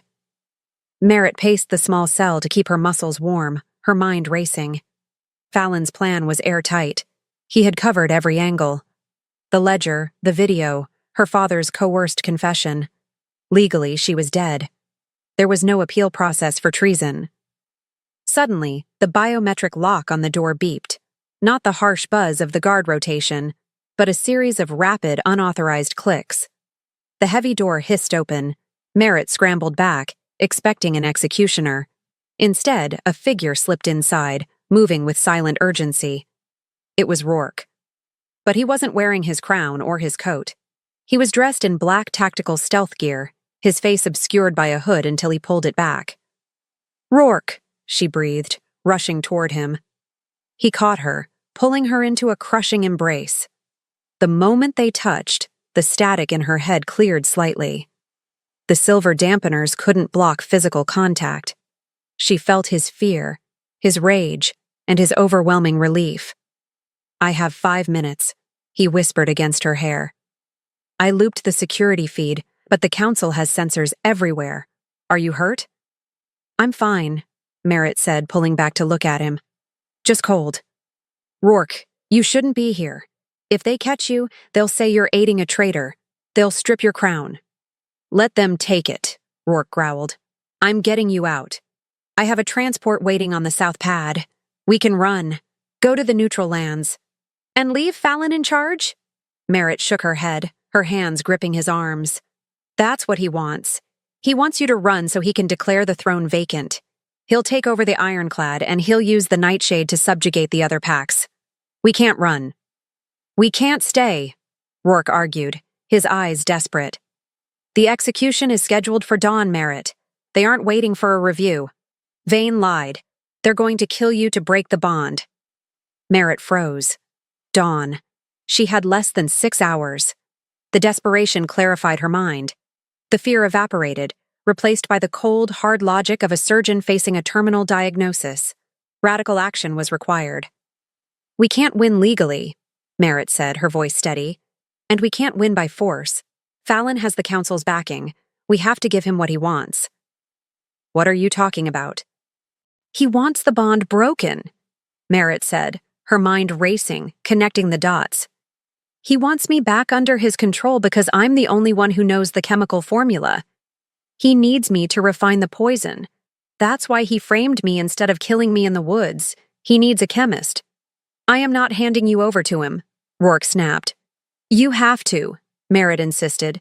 "It's the only way to get inside the bunker. We know it's underground, but we don't know where. If I go with him, I can track it."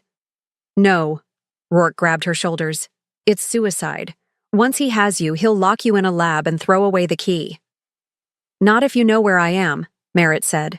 "The isotope, the radioactive tracer you use for missile guidance. If I swallow a capsule, I become a beacon." Rourke stared at her, horror warring with admiration in his eyes. "Merritt, that isotope is toxic if the casing breaks, and even if it works. You want me to publicly denounce you? To pretend I believe his lies?" "We have to sell it," Merritt said, reaching up to cup his face. "We have to make it look real. I have to break your heart in front of the whole world. It's the only way Fallon will believe he's won." Chapter 14. The Trojan Horse. The plan was madness. It relied on timing, acting, and a terrifying amount of trust. For the next 4 minutes, huddled in the corner of the prison cell, they hammered out the details. Rourke was resistant, his protective instincts screaming against using his mate as bait. But Merritt was relentless. She walked him through the logic, stripping away his emotional arguments until only the strategic necessity remained. "I need access to the lab before the hearing," Merritt said. "Can you get me the isotope?" "I can have it hidden in the medical processing bay," Rourke said, his voice hollow. "When they process you for release, or transfer, you'll have a window." "Good," Merritt said. "Then we do it. At the hearing tomorrow, I'll confess. I'll say I did it to save my brother. I'll say I hate you. Rourke looked away, his jaw working. I don't know if I can do this, Merritt. I don't know if I can stand there and let him take you. You are the Alpha King, Merritt said fiercely, forcing him to look at her. You do what is necessary to save the pack, and right now, I am the weapon you need to fire. The comms unit on Rourke's wrist buzzed. His time was up. The loop on the security feed was about to reset. I have to go, Rourke said, looking at the door like he wanted to rip it off its hinges. He turned back to her, pulling her close for one desperate, searing kiss. It tasted of salt and fear. If he touches you, if he hurts you. He won't, Merritt promised, though she didn't know if it was true. He needs my brain. Just watch the scanner. When the beacon lights up, come for me. I will burn the world down to find you, Rourke vowed. He slipped out of the cell, the heavy door slamming shut, plunging Merritt back into silence. But the silence wasn't empty anymore. It was filled with a countdown. She sat on the cot, closing her eyes, rehearsing the lies she would have to tell to save the man she loved. She had to be convincing. She had to be cruel. She had to destroy her own reputation to save the kingdom. The dawn came too quickly. Guards arrived, shackling her hands and feet. They marched her up from the depths of the earth, through the silent palace, to the grand hall. The atmosphere was different today. It wasn't a trial. It was a spectacle. Cameras were broadcasting live to every territory. Fallon stood at the front, looking smug. Rourke sat on the throne, his face a mask of granite, his eyes dead. Merritt took a breath, summoning every ounce of rage and pain she had felt over the last month. She imagined Fallon threatening Leo. She imagined her parents' betrayal. She channeled it all into the performance of a lifetime. Chapter 15. The Performance. The grand hall was silent as Merritt was led to the podium. She looked ragged, her hair messy, her eyes rimmed with red. Not makeup, but the result of a sleepless night in the silver cells. She looked broken. Perfect. Elder Vane read the charges again. Merritt Prescott, you have been sentenced to death. Do you have any final words before the sentence is carried out? Merritt gripped the podium, her knuckles white. She looked at Rourke. He didn't blink.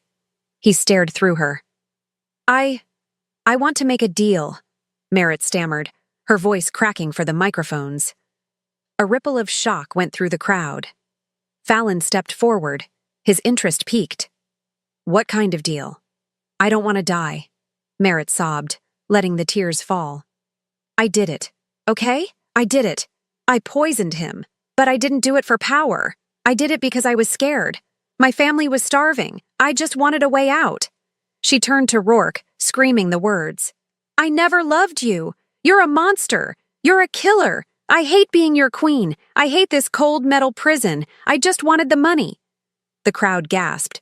Rourke stood up slowly, his expression shifting from stoic to devastated, then to a terrifying, cold fury. It was masterful. You admit it? Rourke asked, his voice shaking with suppressed rage. You admit the bond is a lie? Yes, Merritt shrieked. It's all a lie. Just let me go. I'll annul the marriage. I'll go back to the Vale. Just don't kill me. She turned to Fallon, falling to her knees. Please, Beta Fallon. You wanted me, right? You wanted a wife? Take me back. I'll sign the contract. I'll do whatever you want. Just save me from him. Fallon looked at the kneeling queen, then at the devastated king. His ego swelled. He saw a broken woman begging for his protection, rejecting the most powerful alpha in the world for him. It was the ultimate victory. Your Majesty, Fallon addressed Rourke, struggling to hide his grin. If the queen confesses and agrees to an annulment, surely execution is unnecessary. She is clearly unstable, a product of her environment. If you release her to my custody, I will ensure she is rehabilitated and out of your sight forever. Rourke looked at Merritt, disgust written on every feature. He took off his crown and set it on the table. She is no queen of mine, Rourke spat. The bond is rejected. Take her. Get her out of my city before I tear her throat out myself. As you wish, Fallon said, bowing low. He walked over to Merritt, grabbing her arm and hauling her to her feet. Come along, my dear. We have a lot of work to do. As Fallon dragged her out of the hall, Merritt risked one final look back. Rourke had turned his back to the room, looking out the window. His shoulders were shaking. The court thought he was weeping. Merritt knew he was checking his watch. The game was on. Chapter 16. The Isotope. The walk from the Grand Hall to the transfer bay was a gauntlet of humiliation designed to strip away whatever dignity Merritt had left. The press had been allowed into the corridor, their cameras flashing in a blinding, stroboscopic rhythm that disoriented her, capturing every tear and every tremble of her frame.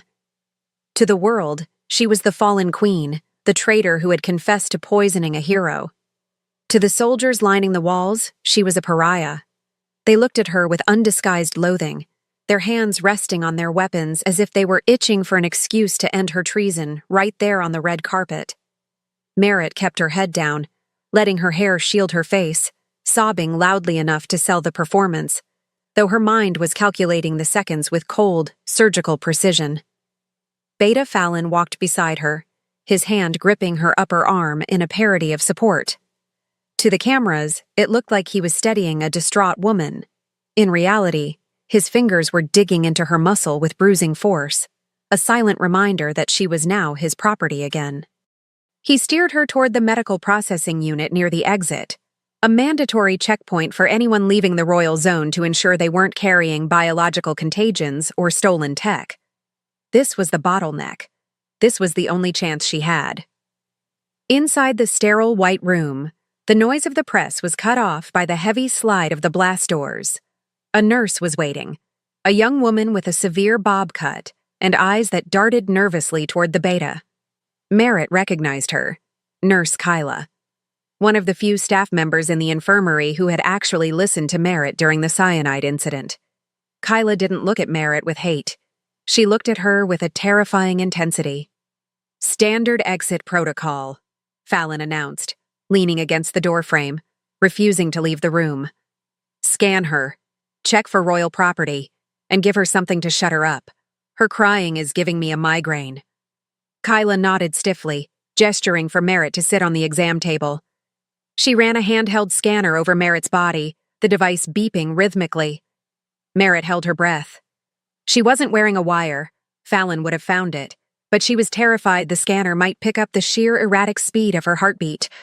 Kyla moved the scanner over Merritt's neck, lingering on the fading bite mark. For a second, the nurse's eyes met Merritt's, and a silent message passed between them. Clean, Kyla announced, her voice flat. She turned to the counter and poured a small paper cup of water, then popped a blister pack containing a single, unassuming blue capsule. This is a sedative. It will help with the hysteria. Fallon watched like a hawk, his eyes narrowing. What is it? Diazepam? A generic stabilizer, Kyla replied, walking over to Merritt. She held out the cup and the pill. Doctor's orders for high-stress transport. Merritt looked at the blue pill. It wasn't a stabilizer. It was a micro-encapsulated radioactive isotope, usually used for tracking blood flow in cardiac imaging, but modified by the Royal Labs to act as a high-frequency geolocation beacon. It had a battery life of 24 hours and a casing designed to dissolve in stomach acid within 30 minutes. Once the casing breached, she would light up on Rourke's tactical map like a solar flare. Drink it, Fallon ordered, checking his watch. We're losing time. Merritt took the pill with a trembling hand, playing the part of the broken victim to the end. She placed it on her tongue, the casing tasting faintly of chalk, and swallowed it with a gulp of water. She opened her mouth to show Fallon it was gone. He sneered, satisfied. Let's go, Fallon said, grabbing her arm again and hauling her off the table. The car is waiting. As Merritt was dragged toward the exit, she risked one last glance at Kyla. The nurse was already busy wiping down the counter, her back turned, but her hand was resting over her heart in a silent salute. Merritt swallowed hard, feeling the pills slide down her throat, a tiny, ticking time bomb of hope. She stepped out into the humid air of the loading dock, where Fallon's armored transport waited like a hearse, ready to carry her back to hell. Chapter 17. Into the Dark. The interior of the armored SUV smelled of expensive leather and stale cigar smoke, a cloying combination that made Merritt's stomach turn. The windows were tinted so darkly that the world outside was reduced to a murky gray blur, reinforcing the feeling that she had been swallowed whole. Fallon sat opposite her in the spacious rear cabin, his legs crossed, a crystal tumbler of scotch in his hand. The partition between them and the driver was raised, sealing them in a soundproof bubble of intimacy that felt more dangerous than a cage match. For the first 20 minutes, Fallon didn't speak. He just watched her, swirling his drink, savoring his victory. Merritt sat huddled in the corner, staring at her hands, waiting for the isotope to dissolve. She needed to keep him talking. She needed to keep him distracted so he wouldn't notice if she started sweating when the tracer activated. "Why?" Merritt asked, her voice raspy. She dropped the hysterical act, replacing it with a dull, defeated curiosity. "You have the money. You have the territory. Why go through all this trouble for me? There are plenty of wolves with better bloodlines." Fallon chuckled, a low, wet sound. He took a sip of his scotch. "It's not just about biology, Merritt. Though admittedly your genetic markers are exceptional. It's about the principle of the thing. You see, your father didn't just owe me money. He insulted me." Merritt frowned, looking up. "My father is a coward. He wouldn't insult a fly." "He tried to pay me off," Fallon said, his smile vanishing. "Years ago, before the gambling got bad. He tried to buy back the deed to your land with a loan from the Royal Bank. He wanted to cut me out of the Ashen Vale development deal. He thought he was being clever." Fallon leaned forward, his eyes cold. "So I introduced him to the tables. I introduced him to the high-stakes games where the house never loses because I am the house. I didn't just lend him money, Merritt. I engineered his ruin. Every debt he accrued, every bad beat, every desperate loan extension, I orchestrated it. I turned him into a slave, and I made sure the only currency he had left to pay me with was you." Merritt felt a chill run through her marrow. She had spent years resenting her parents for their weakness, for their inability to manage their lives. But they hadn't been incompetent. They had been targeted. Fallon had groomed her family for destruction just to secure a breeding asset. "They aren't villains," Merritt whispered, the realization hitting her with the force of a physical blow. "They're victims." "They are pawns," Fallon corrected. "And pawns are sacrificed to protect the king, or in this case the beta." He sat back, looking pleased with himself. "But don't worry, I'm a benevolent owner. Once we arrive at the facility, you'll have a nice, comfortable room. You won't see the sun much, but you'll have everything you need to work." "Work?" Merritt asked, feigning confusion. "I thought I was going to be a wife." "Oh, please, the marriage is a formality," Fallon scoffed. "I saw the video of you in the woods, Merritt. I know you synthesized a stabilizer for the nightshade. Do you have any idea how hard that is? My scientists have been trying to stabilize the reactant for months. They keep killing the test subjects too quickly." He pointed his glass at her. "You have a gift, and you are going to use it to refine my product. You are going to make the nightshade undetectable." Merritt's blood ran cold. He didn't just want a breeder. He wanted a weapon maker. He was going to chain her to a lab bench and force her to create the very poison she had sworn to fight. "And if I refuse?" Merritt challenged, testing his limits. "Then I send a sample of the virus to the Royal Academy," Fallon said casually. "I hear the dorms are quite crowded. It would be a tragedy if an outbreak occurred. Your brother Leo, he has a weak immune system, doesn't he?" The threat was precise and devastating.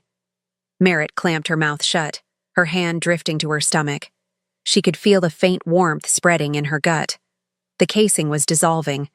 The signal was live.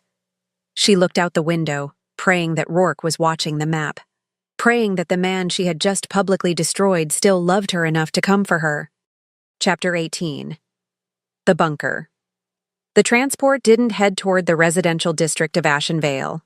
Instead, it turned off the main highway onto a gravel service road that wound deep into the old mining sector. a scarred, desolate landscape of stripped earth and abandoned machinery.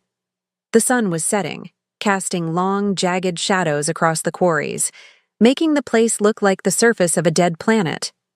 Merritt knew this place. It was the Iron Tooth Quarry, officially closed a decade ago due to structural instability.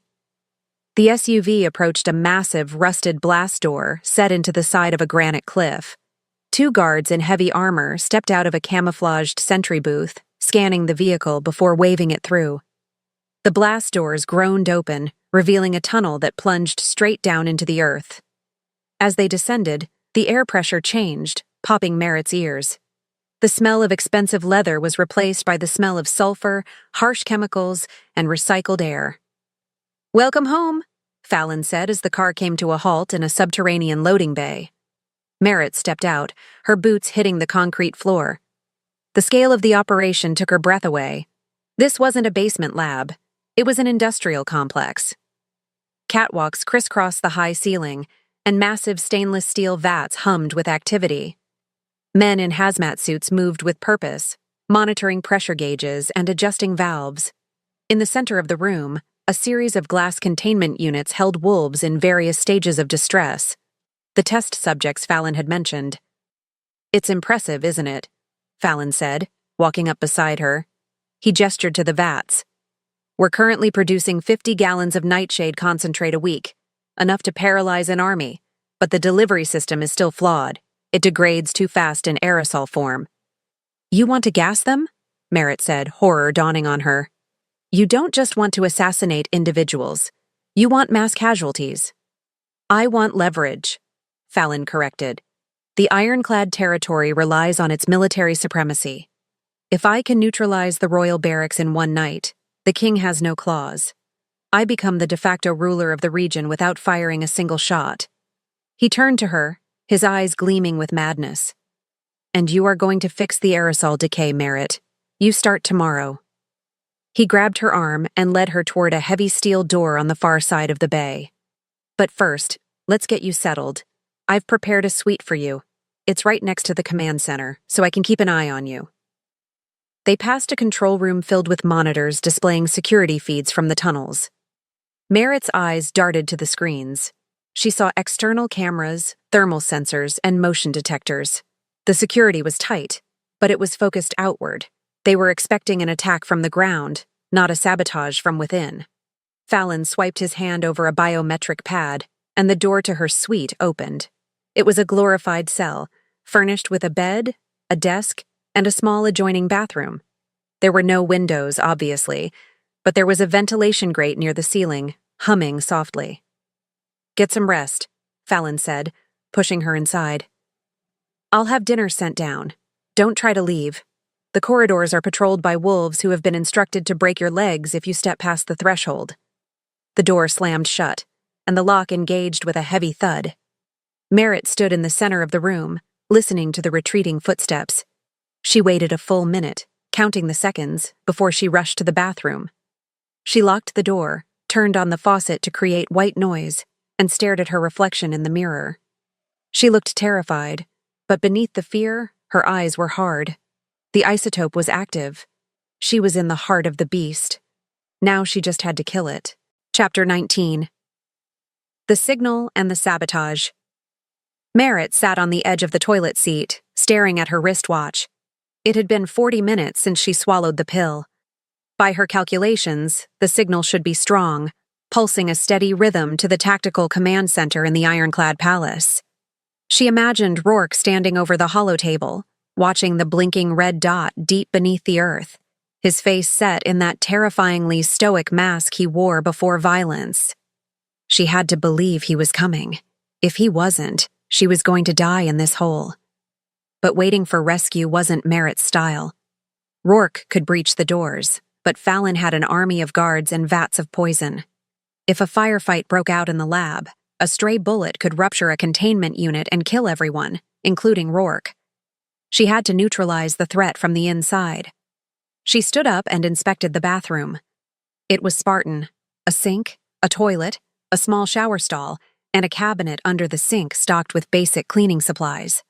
Fallon's arrogance was his blind spot. He assumed a doctor was only dangerous with a scalpel. He forgot that chemistry was the foundation of all medicine. Merritt opened the cabinet. Her eyes landed on 2 plastic jugs, a gallon of industrial-strength bleach and a bottle of ammonia-based glass cleaner. A grim smile touched her lips. It was the most basic, dangerous mistake in household cleaning. And here it was, handed to her on a silver platter. Chloramine gas. In a confined space, it was devastating. It burned the eyes, the throat, and the lungs, causing immediate incapacitation. It wasn't lethal in short bursts if the victim could get fresh air, but it would drop a room full of guards in seconds. She needed a delivery system. She looked up at the ventilation grate in the ceiling. It was screwed in place, but the metal looked thin. The system was clearly recycling air from the main lab. She could smell the faint, acrid tang of the chemicals from the vats. If the air came in, it could also go out. If she could reverse the flow or simply introduce the gas into the main intake, she could flood the lab. She climbed onto the toilet tank, balancing precariously, and inspected the grate. She used the handle of her toothbrush, snapping the plastic to create a crude shiv and wedged it into the screw head. It was slow, frustrating work, her knuckles scraping against the rough ceiling, but eventually, the first screw gave way. Then the second. The grate swung open. A draft of cool air hit her face. She peered inside. The duct was narrow, but she was smaller than the average wolf. It led straight toward the rumble of the main air handler. She jumped down and grabbed the bleach and ammonia. She needed a mixing vessel. The trash can was too small. She looked at the shower. It had a detachable head and a drain. No, that wouldn't work. She needed portable chaos. She grabbed the plastic trash liner, doubling it up to prevent leaks. Suddenly, a siren wailed in the distance. Not the fire alarm, the perimeter alarm. Rourke. He was early. He was attacking the main blast doors. That meant Fallon would be distracted. It also meant the guards would be rushing to the entrance, leaving the lab floor exposed. But it also meant Fallon might panic and release the nightshade as a defense mechanism. Merritt poured the bleach into the bag, the smell already sharp and stinging. She held the ammonia bottle ready. She climbed back up to the vent, shoving the bag of bleach into the duct first. She pulled herself up, her shoulders scraping the metal, dragging her chemical weapon with her. She crawled toward the sound of the fans, the darkness closing in. She was the virus now. She was the poison in the vein. Chapter 20. Chemistry in Action. The ventilation shaft was a claustrophobic nightmare. Dust and grime coated Merritt's skin, and the vibration of the massive industrial fans rattled her teeth. She crawled on her elbows and knees, dragging the sloshing bag of bleach, the bottle of ammonia clutched in her other hand. Below her, through the slats of the vents she passed, she could see the chaos unfolding in the lab. Red emergency lights pulsed, casting the facility in a hellish glow. Guards were running toward the freight elevator, shouting orders. Scientists were scrambling to secure data drives. And in the center of the room, standing on the catwalk overlooking the vats, was Beta Fallon. He was screaming into a comms unit, his face twisted in fury. "Hold the gate," Fallon roared. "If they breach, flush the system. Dump the nightshade into the external vents. If I go down, I'm taking the Royal Army with me." Merritt's heart stopped. He was going to release the toxin into the atmosphere. It would kill Rourke's men instantly, and depending on the wind, it could drift toward the residential areas of Ashen Vale. She had to stop him. Now. She reached the main intake junction. This was where the air was pulled from the room, filtered and recirculated. A massive fan blade spun below her, a metal maw hungry for air. If she dropped the mixture here, the fan would disperse it instantly throughout the entire facility. Merritt braced herself. She needed to protect her own lungs. She pulled her shirt up over her nose and mouth, tying the sleeves tight behind her head.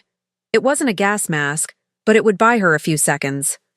She opened the bottle of ammonia and poured it into the bag of bleach. The reaction was instant and violent. The liquid hissed and bubbled, releasing a thick, white cloud of chloramine vapor. Merritt's eyes watered immediately, burning as if she had rubbed them with chili peppers. She shoved the bag through the grate, directly into the spinning blades of the intake fan. Thwack, thwack, thwack. The fan shredded the plastic bag, catching the chemical slurry and flinging it outward in a fine mist. The white gas exploded into the ventilation system, pumped at high velocity into every room of the bunker. Merritt scrambled backward, coughing, her throat seizing up. She needed to get out of the duct before the backdraft caught her. She kicked the grate of a side vent loose, one that led to a storage closet she had spotted earlier on the monitors. She fell through the opening, landing hard on a pile of hazmat suits. She gasped for air, grabbing one of the full-face respirators hanging on the wall. She jammed it over her face, the rubber seal sucking tight against her skin. She took a deep breath. Filtered air. Sweet, clean oxygen. She kicked the door of the closet open and stepped out onto the catwalk. The scene below was absolute pandemonium. The gas had hit the floor. Guards were doubling over, clutching their throats, their eyes streaming tears. The scientists were blindly stumbling into walls, incapacitated by the burning fog. The chloramine was doing its job. It was blinding, choking, and terrifying. But Fallon was still standing. He had pulled a gas mask from an emergency box on the wall and was fitting it over his face. He looked up, his eyes scanning the catwalks through the haze. He saw her. He didn't run. He drew a high-caliber pistol and aimed it directly at her chest. "You!" Fallon's voice was muffled by the mask, but the hate was unmistakable. Boom! The main blast doors at the far end of the lab buckled. Metal screamed as claws tore through reinforced steel. A massive black shape exploded into the room, followed by a squad of wolves in tactical armor. The Midnight Reaper had arrived. Rourke's wolf was a terrifying sight, a blur of shadow and violence. He didn't stop to assess the gas. His alpha physiology could withstand the chemical assault longer than a human or a lesser wolf. He locked onto Fallon instant. Fallon fired. The bullet sparked off the railing inches from Merritt's hip. She didn't flinch. She grabbed a heavy wrench from a nearby toolbox and vaulted over the railing, dropping onto the control platform. She wasn't just a distraction anymore. She was the executioner. Chapter 21. The Breach. The destruction of the blast door was a sensory overload that momentarily drowned out the hissing of the chloramine gas. Metal shrieked as it was torn from the reinforced concrete frame, the massive steel slab crumpling like tin foil under the assault of the Alpha King's fury. Through the swirling white fog of the chemical reaction, Rourke's wolf form, the Midnight Reaper, emerged like a nightmare taking physical shape. He was massive, his black fur matted with dust and debris, his lips pulled back to reveal teeth that were stained with the oil and hydraulic fluid of the barrier he had just dismantled. He wasn't breathing. He was holding his breath against the caustic air, his golden eyes burning with a terrifying luminosity as they swept the catwalks, searching for the only thing that mattered. Merritt stood on the control platform, clutching the heavy wrench, her chest heaving behind the rubber seal of the gas mask. Through the scratched plastic visor, she watched the royal guard pour into the facility behind their king. They were professional, moving in a tight formation with full-face respirators, their tactical lights cutting beams through the haze. They fired non-lethal suppression rounds into the chaos below, dropping the few scientists and mercenaries who were still trying to scramble for weapons while coughing up the lining of their lungs. The bunker, once a fortress of sterile cruelty, had descended into absolute anarchy. Fallon, shielded by his own mask, realized his army had fallen before the battle had even truly begun. He abandoned his position near the railing and sprinted toward the main control console on the far side of the platform.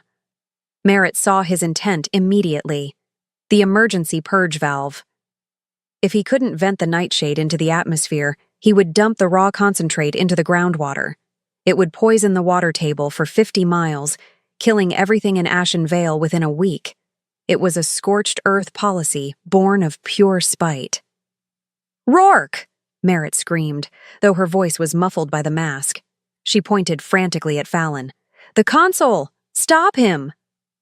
Rourke didn't need the verbal command. He followed the line of her arm. He launched himself from the ground floor, his claws digging into the steel mesh of the support beams.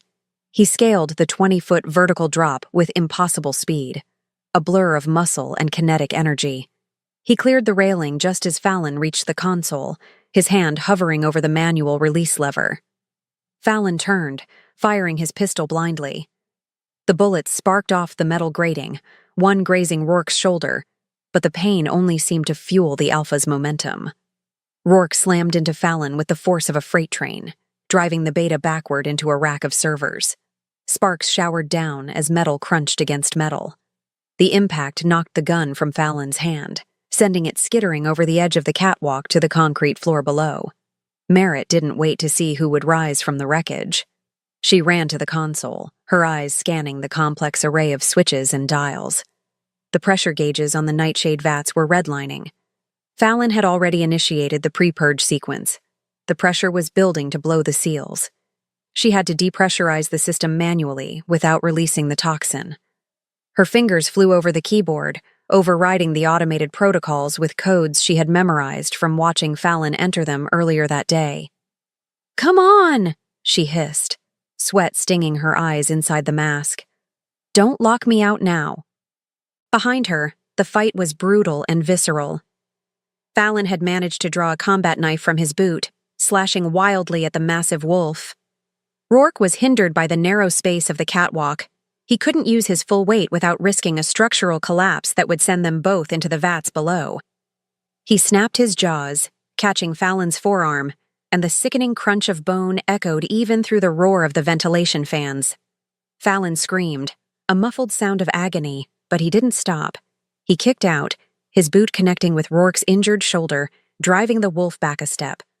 "I won't let you take it," Fallon shouted, his voice distorted by his mask as he scrambled back toward the lever, abandoning the knife. "If I burn, you all burn." Merritt looked up from the screen. The override failed. Hard lock. The only way to stop the purge was to cut the power to the magnetic seals physically. She looked at the main breaker box on the wall, 10 feet away. It was heavy industrial voltage. "Rourke, get back," Merritt yelled, grabbing the wrench she had set down. She didn't run for the console, she ran for the wall. She swung the wrench with both hands, smashing the padlock on the breaker box. It took 2 hits, the metal groaning, before the door swung open to reveal the thick copper bus bars humming with lethal electricity. Fallon saw what she was doing. He lunged for her, ignoring the wolf, his eyes wide with panic. "Don't! You'll kill the containment field!" "That's the point," Merritt gritted out. She didn't hesitate. She jammed the steel wrench across the 2 main contact points. Chapter 22. The Wolf and the Warlord. The explosion of sparks was blinding, a miniature supernova of blue-white light that turned the dim catwalk into a strobe-lit nightmare. The wrench welded instantly to the copper bars, completing the circuit and sending a catastrophic surge back through the system. The sudden arc flash threw Merritt backward, slamming her hard against the railing. Her vision went white, and the air inside her mask tasted metallic, like licking a battery. But above the ringing in her ears, she heard the heavy mechanical thunk-thunk-thunk of the magnetic seals, engaging into their fail-safe lockdown positions. The humming of the vats died instantly. The pressure gauges dropped to 0. The nightshade was trapped, inert and useless inside its steel coffins. Fallon stood frozen, staring at the dead console. His life's work, his leverage, his weapon, all neutralized by a piece of hardware store metal.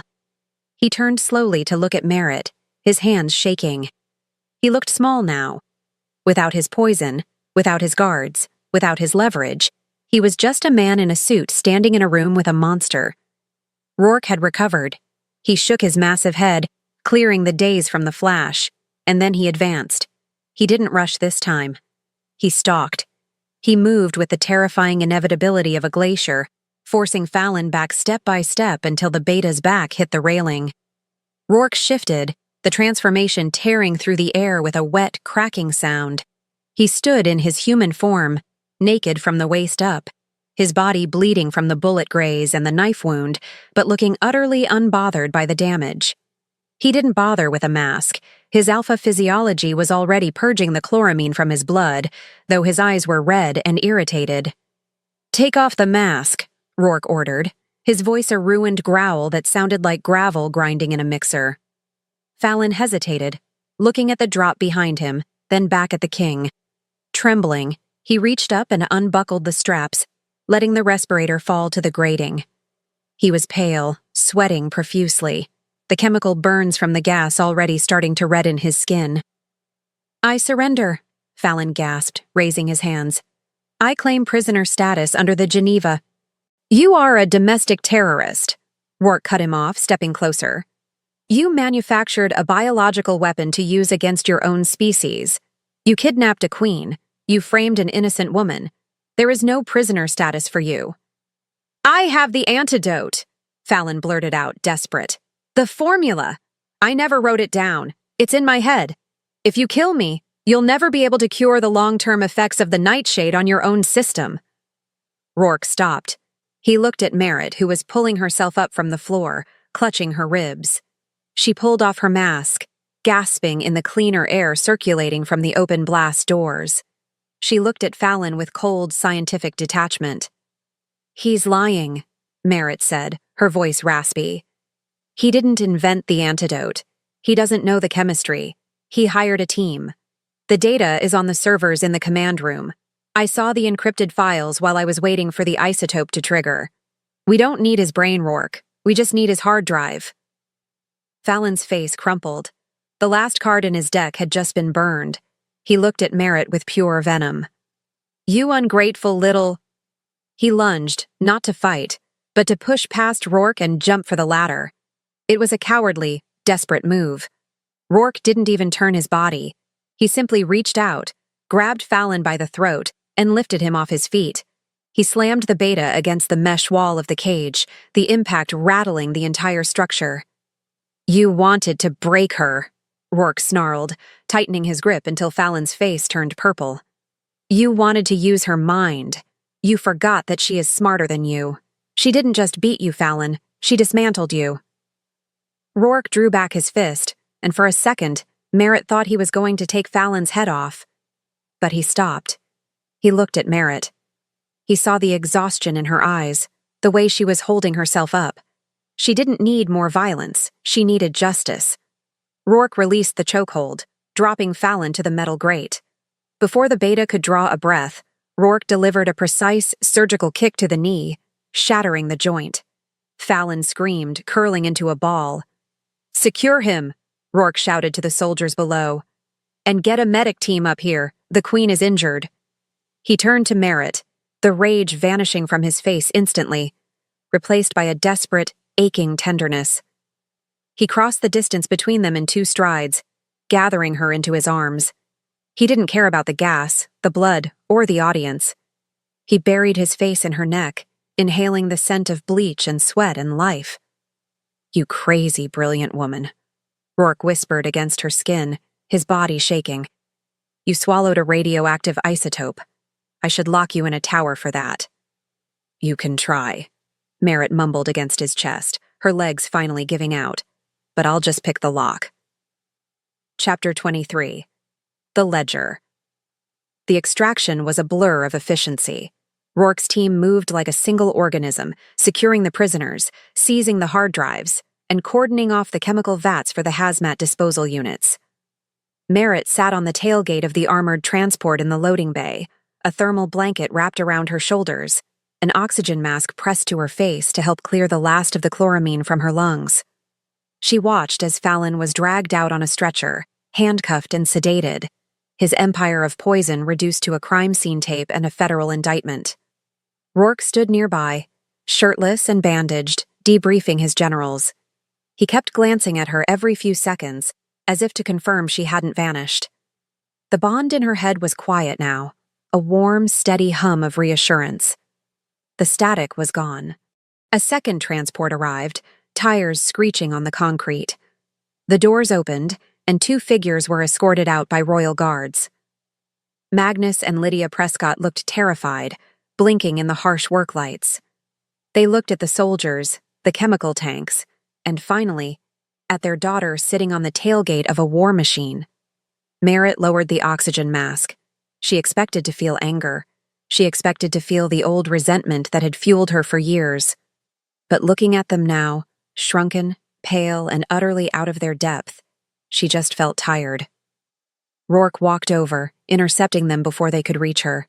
He towered over Magnus, his presence intimidating even without the growl. He held up a tablet. "We decrypted Fallon's personal finance ledgers," Rourke said without preamble. "It confirms everything Merritt suspected. The gambling debts were manufactured. Fallon owned the shell companies that held your markers. He inflated the interest rates illegally. He blocked your attempts to refinance with the Royal Bank." Magnus stared at the tablet, his mouth opening and closing. Tears welled in his eyes. He told me I was just unlucky. He said he was helping me by consolidating the loans. "He was farming you," Rourke said brutally. "He needed leverage to get to Merritt. You weren't a gambler, Magnus. You were a target." Lydia covered her mouth, a sob escaping her throat. She looked at Merritt, her eyes filled with shame. "We didn't know. Merritt, please. We thought we were saving the family. We thought if you married him, we would all be safe." Merritt stood up, letting the blanket fall. She walked over to her parents. She didn't hug them. She wasn't ready for that yet. But she didn't turn away, either. "You sold me," Merritt said quietly. "You can't undo that. You put a price on my life because you were too afraid to fight him." "I know," Magnus whispered, bowing his head. "I am so sorry." "The debt is gone," Merritt continued, her voice gaining strength. "Rourke has seized Fallon's assets, the money he stole from you. It's being returned. The house in Ashenvale is yours, free and clear. You don't owe anyone anything anymore." Lydia reached out a trembling hand, but Merritt stepped back. "But I'm not coming back," Merritt said. "I have a new home, and I have a lot of work to do.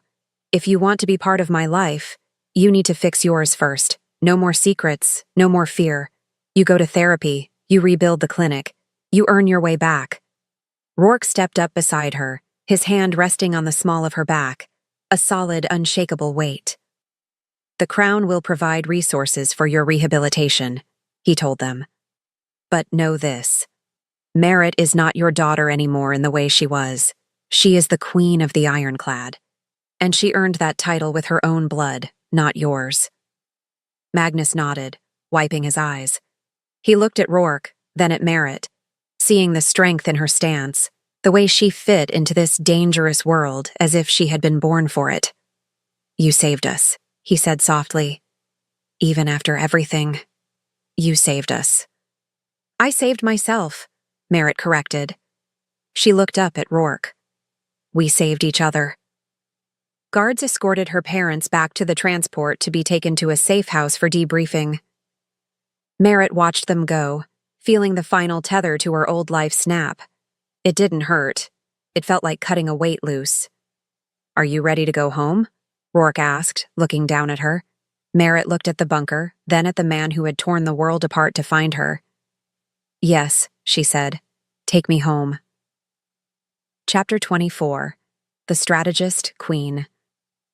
1 month later, the air in the ironclad capital was crisp and clear, stripped of the smog by the autumn winds. The balcony of the Obsidian Palace offered a view that stretched for miles, from the gleaming skyscrapers of the city center to the distant healing green of the Ashen Vale. Merritt stood at the railing, but she wasn't wearing a silk gown or a crown of jewels.